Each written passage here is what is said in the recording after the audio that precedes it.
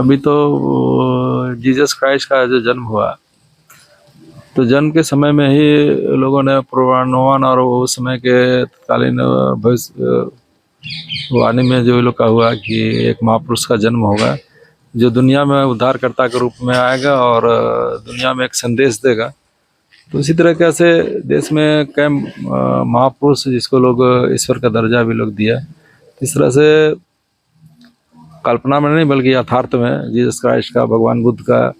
और पैगंबर साहब का, इस सबका आगमन जो हुआ है वो यथार्थ में आया है और कुछ काल्पनिक कहानी सब फिर उसमें जुड़ा हुआ है। तो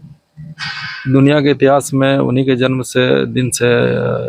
जो हम लोग का ईस्वी सन सब शुरू हुआ, तो जीसस क्राइस्ट के ही जन्म से माना जाता है। हम लोग तो साइंस के स्टूडेंट रहे, तो जो MKS सिस्टम, SI इंटरनेशनल, इस तरह से एक मानक के रूप में जो शुरू हुआ, तो शुरुआत हुआ तो जीसस क्राइस्ट के जन्म से ही फिर ईस्वी सन का शुरुआत हुई माना जाता है।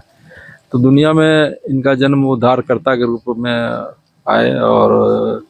निश्चित रूप से दुनिया का सबसे बड़े धर्म के रूप में आज ईसाई धर्म है। और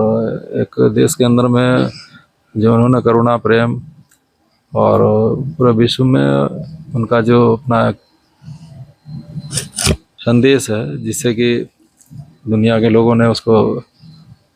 अधिकांश, मतलब हम समझते हैं कि दुनिया के अधिकतम देशों में और सबसे ज़्यादा धर्मावलंबी ईसाई धर्म के लोग हैं। खैर, जो भी महापुरुष आते धर्म से जुड़ करके नहीं बल्कि पूरा मानव जाति के लिए और पूरे सबके कल्याण के लिए सब उनका एक संदेश होता है। और साथ साथ में नव वर्ष का भी अभी शुरुआत होगा,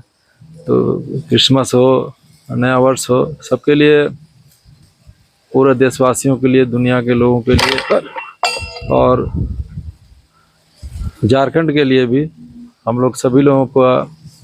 नव वर्ष मंगलमय हो और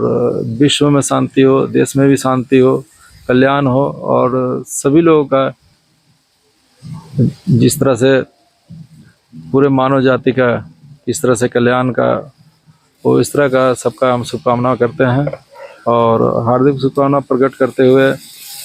तमाम राजनेताओं को और एक मजदूर किसान से लेकर के जितने भी छात्र नौजवान से लेकर के जितने भी प्रेस मीडिया से लेकर जितने भी कर्मी हैं,